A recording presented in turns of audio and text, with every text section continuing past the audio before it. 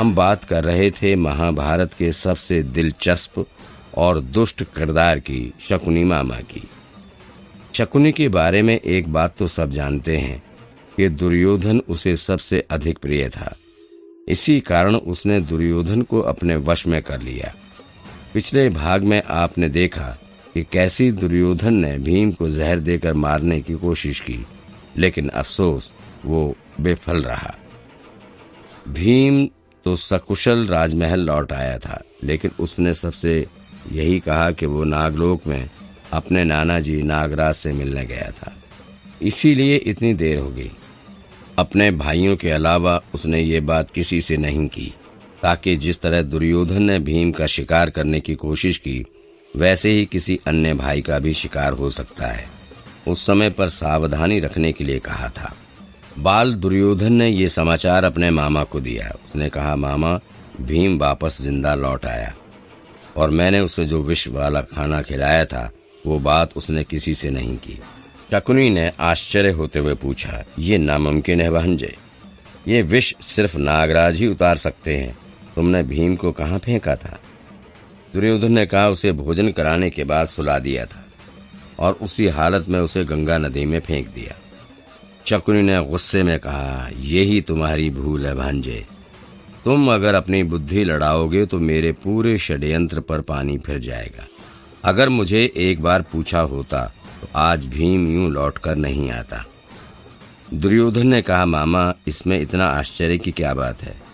उसने तो किसी को नहीं कहा कि मैंने उसे विष दिया था, वो शायद भूल गया होगा। शकुनी ने उसकी तरफ देखकर कहा, नहीं भांजे, इसका मतलब ये नहीं कि वो ये बात भूल गया होगा। इसका मतलब ये हुआ कि उसने तुम्हारी एक भूल माफ की है, और ये मत समझना कि उसने ये बात किसी से नहीं की होगी। मैं भीम को अच्छी तरह जानता हूँ, उसने अपने भाइयों को ये बात जरूर बताई होगी। खैर, इस समय हमें सावधान रहना होगा। अगर वो ऐसे बर्ताव करता है कि कुछ हुआ ही नहीं था, तो तुम्हें और दुशासन को भी ऐसा ही बर्ताव करना होगा। इस समय संयम रखना ही राजनीति का नियम है। दुर्योधन और दुशासन ने पांडवों के साथ फिर से मेल जोल बढ़ा ली। उससे मित्रता करने के पीछे एक ही कारण था, उन पांचों को धोखे से मारना। शकुनी ने सभी कौरवों और पांडवों के बीच एक तरह की नफरत जगा दी थी। वे सब बालक होते हुए भी एक दूसरे से नफरत करते थे। जाहिर सी बात है कि अगर बचपन में ही नफरत का बीज बो दिया जाए तो समय के साथ चलते वो बीज भी एक बड़ा पेड़ बन जाता है। यहाँ भी ऐसा ही हुआ। पांडवों और कौरवों ने अपनी अपनी शिक्षा खत्म कर ली थी। अब वे बड़े हो गए थे, लेकिन उनके हृदय में नफरत तो अभी भी वैसी की वैसी ही थी। दरअसल उस नफरत के पेड़ में चिंगारी तब लगी जब दुर्योधन के बजाय पांडवों के बड़े भाई धर्मराज युधिष्ठिर को हस्तिनापुर का युवराज बनाया गया। युधिष्ठिर को युवराज के तौर पर वारणावत की जागीर सौंपी गई। दुर्योधन को ये बात बिल्कुल पसंद नहीं आई।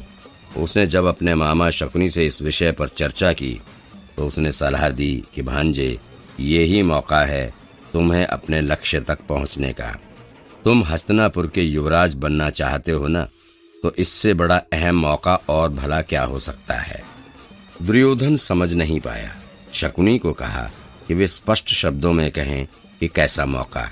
शकुनी ने कहा, भांजे, आज तक तुमने पांडवों से जो झूठी मित्रता बनाए रखी थी, उसका उपयोग करने का समय आ गया। तुम सबसे पहले युधिष्ठिर के मन पर जीत हासिल कर लो। उसके लिए वारणावत में एक भव्य महल बनवाओ, ऐसा महल कि वो देखकर खुश हो जाएं। लेकिन वो महल हमारे कहे अनुसार बनना चाहिए। दुर्योधन ने अपने मामा की बात मान ली। उसने महल बनाने का काम अपने मंत्री पुरोचन को दिया। पुरोचन ने मामा शकुनी के अनुसार उस महल में ईंट और पत्थर के साथ साथ घी, तेल, चर्बी और मोम का भी इस्तेमाल किया था। ये सब वही चीजें थी जो आग को और बढ़ा सकती हैं। कुछ ही समय में ये महल तैयार हो गया था। पुरोचन ने इस महल का नाम रखा था लाक्षागृह। शकुनी के मुताबिक इस महल को आग लगाकर युधिष्ठिर को मारने की योजना बनाई थी।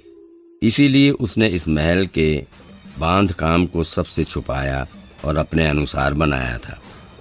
आखिर जब युधिष्ठिर ने वारणावत जाने का फैसला कर लिया तब उसके साथ सभी पांडव और महारानी कुंती भी जाने के लिए तैयार हो गए। ये समाचार सुनकर दुर्योधन सबसे ज्यादा खुश था। जब उसने शकुनी को ये समाचार दिए तब शकुनी ने कहा, बहुत खूब भांजे, हम तो सिर्फ एक को मारने की सोच रहे थे, लेकिन लगता है इन सब को अपनी जिंदगी से मोह चला गया। चलो अच्छा ही है, हमारे लिए तो ये समाचार सोने पे सुहागा है। आखिर युधिष्ठिर अपने पूरे परिवार के साथ वारणावत पहुंच गया। तब शकुनी ने एक दिन पुरोचन को बुलाकर ये आदेश दिया कि जब पांडव और महारानी कुंती उस लाक्षागृह में सो रहे हों तब उस महल को आग लगा देना। शकुनी ने इस काम के लिए पुरोचन के साथ एक सेना भी भेजी थी। उस सेना का काम ये था कि जब लाक्षागृह में आग लगे तब कोई भी पांडव या कुंती उस महल के बाहर ना जा सके। अगर कोई बाहर निकलना भी चाहे तो वे उसे वापस जलते हुए महल में धकेल दें। लेकिन जब युवराज युधिष्ठिर ने इस सेना का कारण पूछा तब पुरोचन ने बताया कि वो सेना तो लाक्षागृह की रक्षा करने के लिए लाए हैं। पूरा खेल शकुनी और दुर्योधन के हिसाब से चलता जा रहा था। लेकिन जब कर्ण को इस बात की भनक हुई तो उसने दुर्योधन से कहा, मित्र, तुम ये ठीक नहीं कर रहे। अगर तुम्हें युधिष्ठिर के युवराज बनने से कोई आपत्ति है तो सीधे भीष्म पितामह से बात करो, वो जरूर इसका कोई उपाय देंगे। लेकिन इस तरह पीठ पीछे छुरी भोंकना अच्छा नहीं। दुर्योधन ने कहा, कर्ण, तुम अभी भोले हो, तुम इन पांडवों को नहीं जानते। ये बचपन से ही मेरा विरोध करते आए हैं। हर बार पितामह भी उनका पक्ष लेते हैं।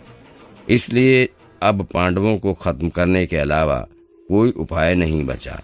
लेकिन लगता है लाक्षागृह में आग लगने के बाद तुम्हारी और मेरी मित्रता में भी दरार आ जाएगी।